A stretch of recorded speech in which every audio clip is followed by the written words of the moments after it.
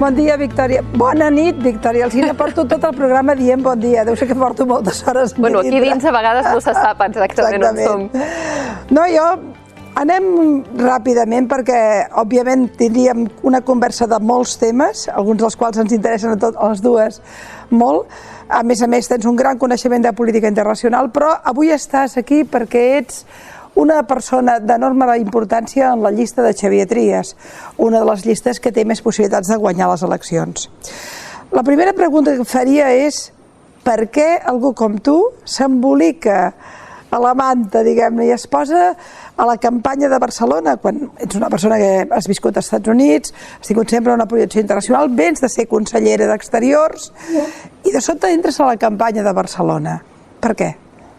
El Xavier Trias m'ho demana i, bueno, jo t'he de dir que he viscut a molts llocs del món i sóc una enamorada de les relacions internacionals, però també sóc una enamorada de la ciutat de Barcelona.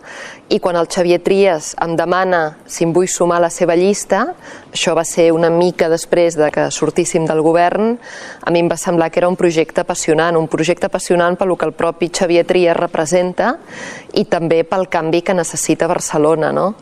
Em deies de la visió internacional.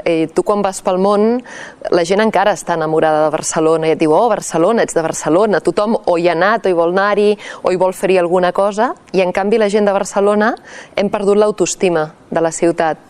I hi ha una consciència col·lectiva de que ha arribat el moment de canvi, no? I aquest canvi, des del meu punt de vista, només el pot representar Xavier Trias. Per tant, no tens la impressió que hagi perdut prestigi internacional o que no ha arribat aquesta pèrdua de prestigi a fora, però que en canvi sí que ha fet mella, diguem-ne, en els ciutadans? Hem perdut oportunitats a nivell exterior, hem perdut anys.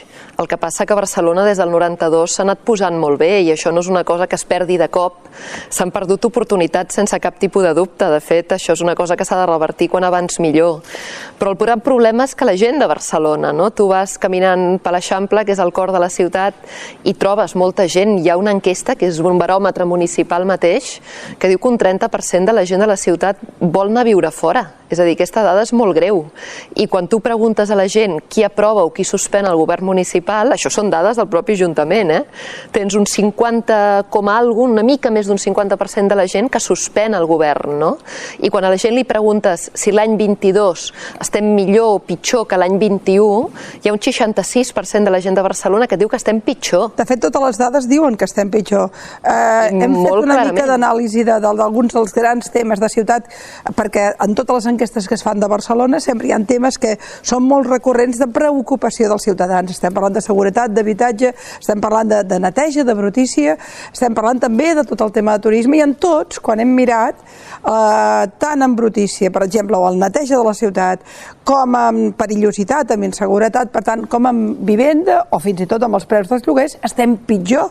Llegia fa poc una dada que, segons l'OCU, Barcelona és la 6ª ciutat més bruta de tot l'Estat, sobre 68 ciutats. La 6ª.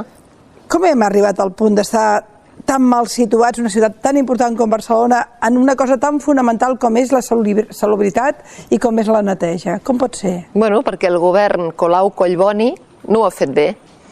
A vegades, moltes vegades, es posa la cara de l'alcaldessa Colau, no?, amb aquesta mala gestió, i a més a més amb un estil, mira, jo t'ho resumiria, Pilar, amb 4 coses, no? És a dir, què ha fet aquest govern Colau-Collboni? I això normalment et deia que ho encapçala l'alcaldessa a la seva cara, però que els temes que pitjor surten valorats, algun d'ells, com és seguretat o mobilitat, són temes que ha portat el senyor Collboni. Mira, en temes de seguretat hem preguntat als ciutadans i realment ens hem sorpresos de com ho estaven veient. Escoltem el vídeo.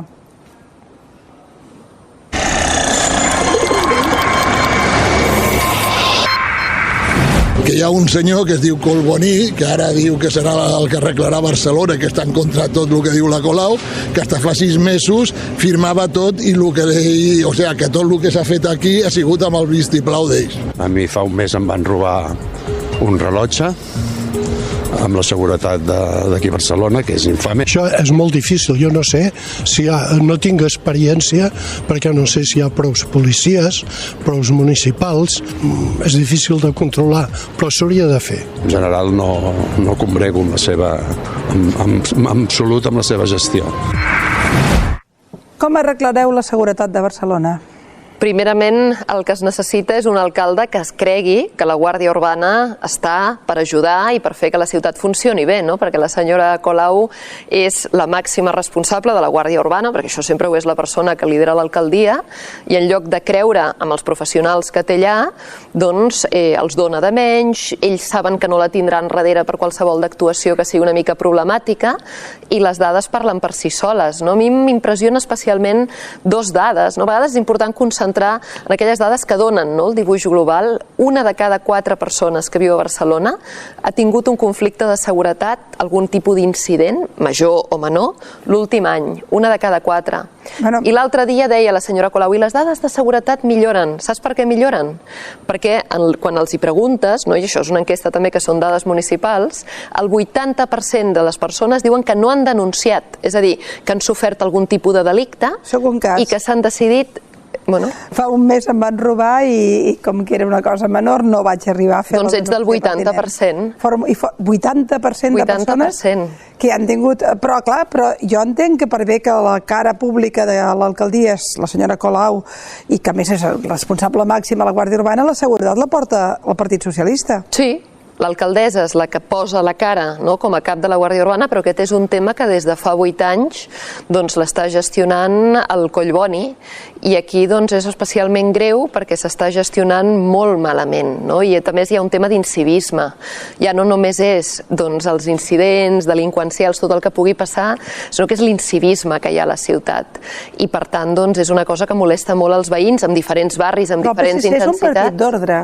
Com ha permès que es degenerés la ciutat tant? És un partit, diguem-ne, no és antisistema, no té la mateixa teòricament filosofia que té la senyora Colau respecte al tema d'ordre. Mala gestió. Mala gestió és el que et deia abans, és la barreja, per una banda, de no gestionar bé, per l'altra, de no prendre decisions valentes en determinats moments que s'han de prendre, i després zero autocrítica i zero interacció amb la gent, perquè jo una de les coses que més m'agraden d'en Xavier Trias és la política de consens, que ell ha demostrat ja quan era conseller i va fer la llei de salut, pactant amb Iniciativa, va voler una llei de consens de país perquè durés durant dècades, i és el que ha passat, i ara potser s'hauria d'actualitzar alguna cosa, perquè la llei ja té molts anys, però la llei ha servit perquè era una llei que tothom va comprar, i el Trias fa aquests consensos, i això no ho fa el govern actual, i en el cas de la seguretat és especialment trist, perquè és la primera preocupació. Quan el Trias va agafar l'alcaldia l'any 2011, hi havia un 17% dels ciutadans de Barcelona que deien que la seguretat era el principal problema. Quan ell la deixa, el 15, només hi havia un 3,4% dels ciutadans. Saps quin percentatge hi ha avui en dia? Doncs un 24. 24 i alguna cosa. El que passa és que el senyor Collboni ho ha fet molt bé, perquè de sobte fa una jugada, desapareix de l'Ajuntament i ara sembla que no té res a veure amb tots aquests anys de govern que ha compartit amb la senyora Colau. Ell mateix hi ha declaracions, aquí la hemeroteca sempre és molt perillosa, ell dient no, perquè no s'ha de deixar les responsabilitats, i ell és el que ha fet, ha sortit. Jo diria que votar Collboni és votar Colau, ell no ha deixat gens clar què farà a partir del 28 de maig i només podem saber el que ha fet els últims 2 cops. Jo diria que votar Collboni l'any 2023 és l'equivalent de votar el Valls l'any 2019. És a dir, perquè què farà el Collboni? Doncs farà alcaldessa a la senyora Colau. I quan fas alcaldessa a la senyora Colau, què vol dir? Que continuarà a votar Collboni, també és votar que continuï el caos en la mobilitat, i votar Collboni vol dir que continuï el caos en la seguretat. Sota cap precepte, a la llista de Trias arribaria la possibilitat d'algun tipus de pacte amb Colau? Bueno, amb Colau no, em pensava que em deies amb Collboni. No, el Trias ho ha deixat molt clar, ell no pactarà en cap cas amb l'alcaldessa, amb la senyora Colau, però amb les altres forces polítiques... Però en canvi amb els altres és possible. Bueno, ell diu, no pactarà en cap cas. A partir d'aquí el Trias parla amb tothom per governar, perquè una característica de la seva manera de fer és no ser dogmàtic, parlar amb la gent, consensuar les coses, i a més ell aposta per la col·laboració público-privada, i a mi m'agrada com l'entén ell, perquè ell, a vegades, quan ell diu que aposta per la col·laboració público-privada, de seguida l'alcaldessa va i li diu els poderosos, o el propi senyor Collboni, i el Trias diu no, és aprofitar la força de la societat civil que tenim a Catalunya i a Barcelona, i llavors ell això ho fa, i ho fa amb aquesta aproximació. Hem sortit al carrer i hem preguntat també per l'habitatge. Mirem a veure què ens diuen els ciutadans.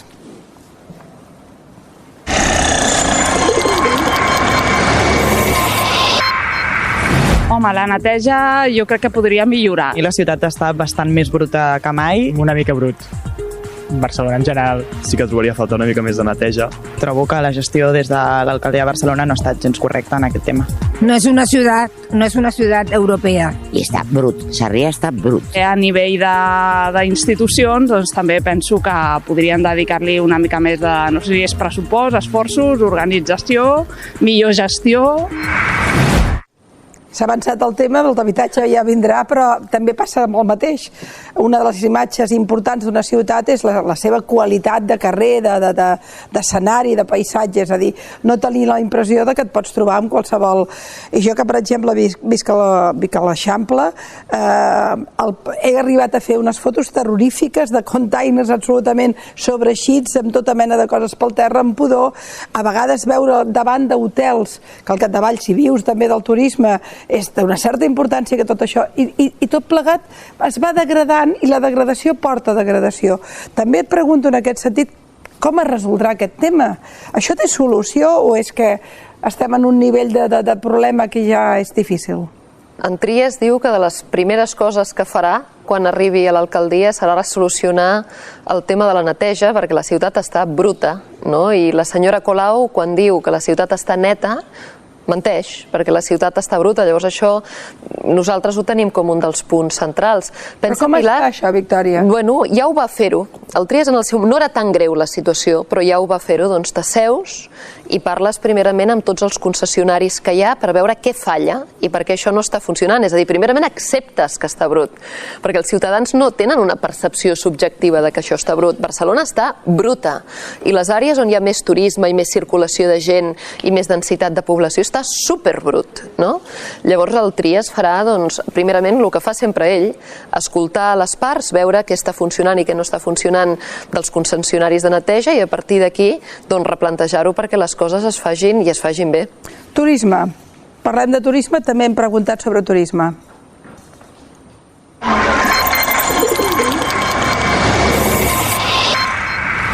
Turisme, n'hi ha molt, però turisme pobre. El turisme ric aquí no ve. S'ha de regular, però evidentment s'ha de permetre i s'ha de... No cal potenciar-lo perquè jo crec que ja és un cas de perill de morir d'èxit Barcelona. Em fa més aviat la punyeta perquè busques una taula per dinar o sopar i costa molt de trobar.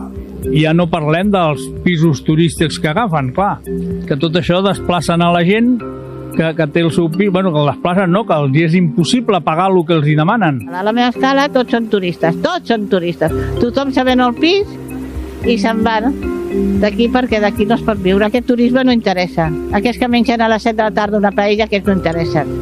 Però clar, és un engorro pels que vivim aquí.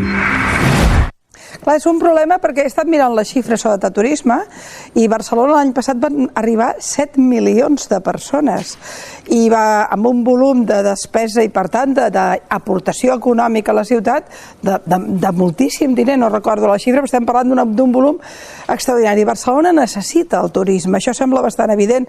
El discurs contra el turisme, especialment tal com el fan des de posicions ideològiques, el que va és en contra de la pròpia ciutat. Ara alhora també és veritat que molts veïns estan sobresaturats, diguem-ne, de que en els seus barris, als seus carrers, els turistes, doncs, ja no només a un perfil pobre o no pobre, sinó que hi ha barris del centre de Barcelona que sents més idiomes estrangers que no pas els propis, no?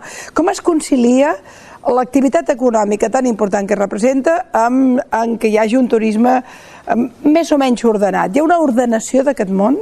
El turisme s'ha de liderar. Tu no pots deixar el turisme... Tu no pots dir o promocionar la turismofòbia i després no gestionar-lo, no? En Xavier Trias aquí ho té claríssim. Tu has de primerament dir quin turisme vols que vingui a la ciutat. I nosaltres volem el turisme de congressos, de fires, el turisme de gent que ens visita en família, el turisme de gent que s'està dies i que per tant coneix la nostra ciutat i no només Barcelona, és a dir, el turisme que coneix tot el nostre país, que va per Catalunya. I nosaltres volem turisme, però hem de dir i hem de fer una campanya activa per deixar clar i per atraure el turisme que volem.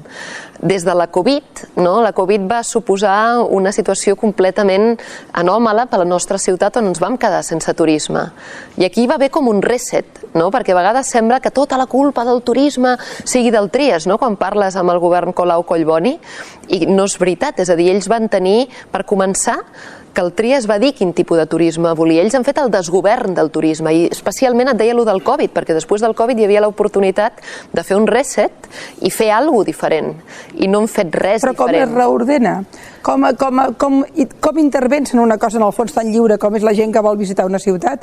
I quan parlem d'un volum de 7 milions de persones, 6,9... La gent vindrà a Barcelona, però tu tens capacitat de traure i de fer polítiques i de fer promoció de la ciutat en un sentit o en un altre. Nosaltres no volem ser una ciutat de sol i borratxera, no volem ser una ciutat de drogues, volem ser una ciutat de cultura, una ciutat de gent que vulgui venir a provar la nostra gastronomia i que es vulgui enamorar de tot el que li pot oferir Barcelona, i això es pot governar. M'imagino que Xavier Trias sí que estaria d'acord en tenir un Four Seasons a Barcelona, no? El turisme de luxe no molestaria, perquè sembla que ha molestat. Lo del Four Seasons és una cosa que tu l'expliques i és una de les grans paradoxes, no? És a dir, no es dona una llicència i s'acaben posant pisos de luxe. Almenys al Four Seasons contractaves a gent i tenies també un servei de qualitat pels turistes. Amb el Four Seasons tenia centenars de persones d'altíssim nivell que anaven venint a la ciutat cada dia o cada mes o cada setmana. Ara el que tenim són pisos del luxe de gent molt rica del món que vindrà un cop al mes a l'any i que no els veurem més. I ja està. És un gran exemple d'aquest desgovern. I després hi ha una altra cosa que deies, com es controla això tot plegat. Hi ha un tema que se'ls n'hi ha anat de les mans, que és el tema, ara sabíem fa pocs dies que 120 noves llicències en un mateix edifici de pisos turístics, allà crec que era al carrer Tarragona, si no vaig errada. I què passa? Doncs això és que s'ha gestionat malament. El Trias va ser el que per primer cop va regular el tema dels pisos turístics. Aquest és un fenomen que neix en un determinat moment i comença a créixer i el Trias diu no, això s'ha de regular i ell fa una normativa. A partir d'aquí el govern aquest, Colau Collboni, no ho ha gestionat, ha mantingut més o menys estable el mateix número de pisos que hi havia, però després amb irregularitats d'aquest tipus, que et trobes que perquè s'ha gestionat malament, de sobte tens 120 pisos en un edifici que no podran impedir que vagi endavant. Nosaltres necessitem hotels i necessitem pisos turístics i necessitem restaurants i necessitem tots els equipaments. El que passa que això s'ha de gestionar bé. És curiós que tenim un govern a la ciutat en aquests moments d'una senyora que es diu Ada Colau, que ve del moviment de la vivenda social i de la lluita per l'habitatge, etc. I tenim també un Jaume Collboni que forma part d'un partit, el líder del qual acaba de prometre tota mena d'habitatges socials i arreglar el món, diguem-ne. I tanmateix, Barcelona està molt malament pel que fa a l'habitatge, tant pel que fa a la capacitat de poder pagar-te el lloguer. Els lloguers han pujat de manera absolutament desorbitada. Els últims 8 anys, de mitja, un 50%.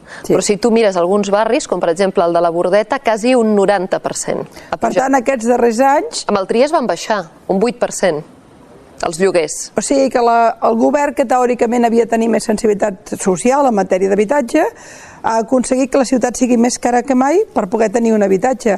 I el que deia algú abans que la gent no pot pagar-se un lloguer o fins i tot un pis a Barcelona i que estem expulsant gent de la ciutat, és evident. De tota manera, escoltem què ens han dit sobre l'habitatge. Endreçada i segura, malgrat el conseller.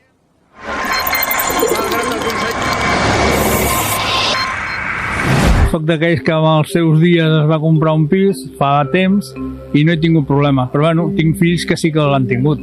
Està molt malament perquè els joves que guanyen 1.000 o 1.500 ja m'envies a mi quin habitatge poden agafar. La meitat del teu sou s'ha d'anar amb un lloguer i com s'ho fan. I l'augment de contribucions que m'han fet és fatal. A mi quasi me les han doblat. Hi ha molta pressió turística, hi ha molta pressió especulativa i evidentment és un dels llocs en què s'ha de fer coses. Evidentment és un problema d'aquesta ciutat greu. Jo em vaig posar amb una hipoteca de 10 anys i ells s'han de posar amb una hipoteca de 40. No voldria ser jove per no haver de buscar pis. Aquest no és un tema que resolgui la ciutat, però la ciutat té capacitat de, com a mínim, pal·liar aquesta situació tan greu. Teniu projecte, vosaltres? En Trias té claríssim que això és una cosa que no es resol en un any, és una cosa que necessita un pacte polític.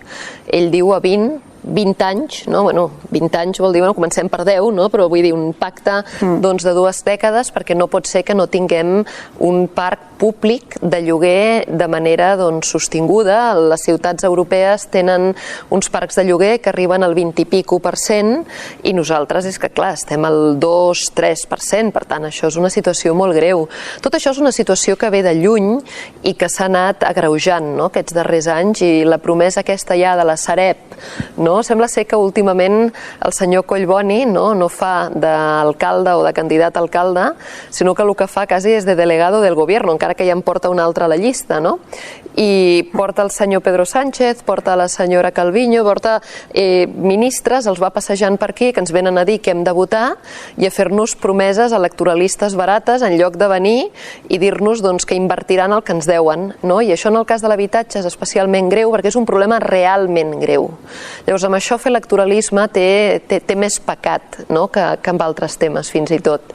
I en el cas de l'Ajuntament de Barcelona, s'han perdut oportunitats en el passat, quan els governs socialistes i amb iniciativa, etc., van transformar tot el litoral de la ciutat, no es va aprofitar l'oportunitat per fer un parc de lloguer. Aquella era una oportunitat perduda. Després l'Ajuntament es va vendre els pocs habitatges que tenia, això en època socialista, vull dir que veníem d'una situació dolenta i aquests últims anys s'han omplert molt la boca, però això no ha estat així. Mira, els socialistes van pactar amb la Colau que farien 1.500 pisos l'any.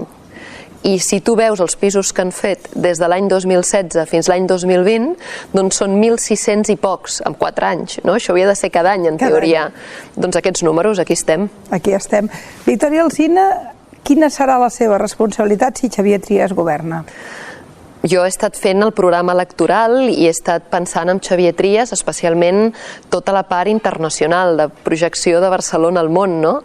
L'altre dia vam presentar el programa i ho vam fer en un lloc simbòlic que a mi em feia especial il·lusió. Ho vam fer a la plaça de la Rosa dels Vents de Barcelona, que és on hi ha les 4 barres de la Senyera de Bofill i el mar Mediterrani, no? I vam triar aquest anclatge perquè el Trias té molt clar, i en aquest cas és el que hem fet amb el programa, que Barcelona ha de ser capdavantera al món i al mateix temps ho ha de ser com a capital de Catalunya, no? Llavors aquest doble anclatge mediterrani però amb l'essència del país volia representar el que és el nostre projecte exterior.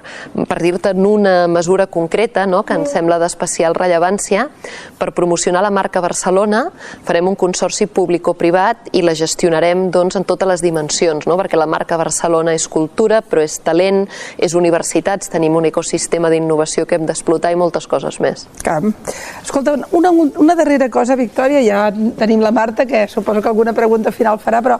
Estava escoltant atentament, Per què, caram, Xavier Trias va dient urbi et orbi que si no guanya no intentarà pactar, no serà alcalde, es retirarà? No acabo d'entendre, la política també és el joc de les aliances i molts ajuntaments no és primer qui ha guanyat el que finalment governa. Ell sempre dona la impressió de que si no ho té tot, es retira. És a dir, per què? Xavier Trias el que ha dit és que no farà en cap cas ell alcaldessa a la senyora Colau i que per tant ell de veritat representa el canvi, perquè els altres no ho poden representar, no? Simplement el senyor Collboni que ha governat amb la senyora Colau i ha permès la mala gestió de la senyora Colau, no? Perquè tu quan estàs en un govern de coalició tens capacitat de millorar les coses i les àrees que ha portat ell un desastre, però és que les que ha portat la senyora Colau no han estat capaç de condicionar que això anés millor. Per tant, el senyor Collboni no és el canvi, el senyor Ernest Maragall aprovant els pressupostos sistemàticament li diguessin de l'altra banda de la plaça Sant Jaume o no, però el resultat final és que els hi ha aprovat els pressupostos i per tant el Trias és el canvi. Llavors ell deixa clar que ell no pactarà amb la Colau perquè ell és el canvi a la Colau. A partir d'aquí Xavier Trias vol parlar amb tothom i el que vol és el millor per a la ciutat. El seu propi objectiu de presentar-se després d'un període en què s'havia retirat de la vida política activa i tornar a ser l'alcalde de Barcelona mostra la seva generositat i la seva passió per Barcelona i l'amor que té la ciutat. O guanyarà Junts, si guanya? Trias ha volgut fer o construir un paraigües que sigui pal de paller i pugui agrupar diferents sensibilitats al voltant de la seva persona i del que ell representa, que és aquesta política de consens, de bona gestió acreditada. La gent ja sap que va ser un bon alcalde i de mirar cap al futur amb ambició, i per això s'ha de sumar. I Trias és el que ha volgut fer, per tant, Trias el que ha fet és aglutinar al voltant d'ell, que és el que fan els bons líders polítics quan tenen un projecte de futur. Marta? Doncs he estat seguint l'entrevista, el Raholing m'ha interessat moltíssim, el tema de repassar què passa amb la seguretat a la ciutat de Barcelona, què passa amb la neteja, amb la brutícia, amb l'habitatge. I t'escoltava, Victòria, i pensava, ok, es millorarà la seguretat, es millorarà l'habitatge, es millorarà la neteja. Amb quins diners? Es podrà fer tot plegat?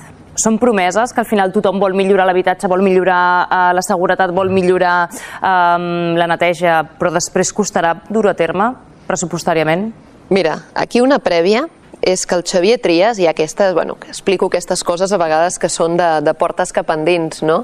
Quan estàvem fent el programa electoral no ens ha deixat posar res al programa ningú que no estigui segur que ho pot fer-ho. No, perquè hi ha gent que és un programa fantasiós, no? Xavier Trias, ell sap el que és gestionar. Ho ha fet el govern del nostre país i ho ha fet a l'Ajuntament i a més ell ha estat molts anys fent també de regidor a l'oposició. Ell no ha abandonat l'Ajuntament quan no ha guanyat. Ell ha fet molts anys aquesta tasca, es coneix molt bé la casa. I ell ha fet un programa on totes les mesures, la condició per formar part del programa és que es puguin implementar i ell té la visió per veure el que es pot i el que no es pot en funció d'aquesta capacitat econòmica que té l'Ajuntament, que no és dolenta. Haurem de veure què ens trobem. Quan entres en una administració sempre has de veure què et trobes, per tant, això és una cosa que és el primer que s'ha de fer a l'arribar, però tot el que portem al programa són mesures que s'han dissenyat i s'han inclòs sota aquest filtre estricte de l'alcalde Trias de que es poguessin implementar. Per tant, la idea és poder-ho fer i algunes d'elles fer-les molt ràpid, perquè el de la neteja és una emergència. El d'aquestes polítiques de mobilitat que van en contra, la mobilitat ha deixat de ser un servei, va en contra, no? I és una mobilitat en contra de la gent, perquè dius en contra dels cotxes, és qui condueix els cotxes, la gent, no? Vull dir, tu vas en contra i no ho pactes, a més el que vols fer o el que deixes de fer. Per tant, hi ha algunes coses que s'han de resoldre amb urgència i d'altres es aniran construint a poc a poc. Doncs Victòria Alsina, moltíssimes gràcies per haver-nos acompanyat avui en el Raholing, en aquest espai. Gràcies. Gràcies a vosaltres. Gràcies.